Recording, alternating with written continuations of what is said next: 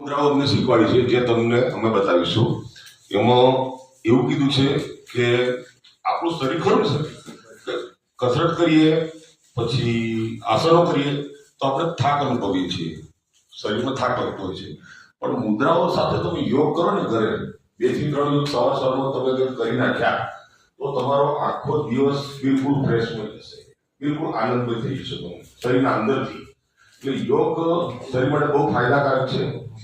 પછી એના અંદર યોગમાં પ્રાણ મુદ્રા, પછી પૃથ્વી મુદ્રા અને કાળ મુદ્રા.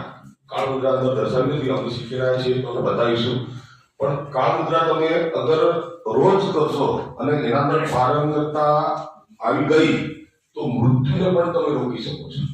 એટલું એના અંદર તાકાત છે કે જે શિવજી પાસેથી ઉત્પન્ન થયેલી મુદ્રા છે અને એને તમે વારંવાર તમે ઘરે કરતા ગયા એક ને એક વસ્તુ રોજ સવારે કરવાથી આપણને એના અંદર એ થઈ ગઈ છે, આપણે સારા એવા એના પર એક મેળવી લઈએ છીએ.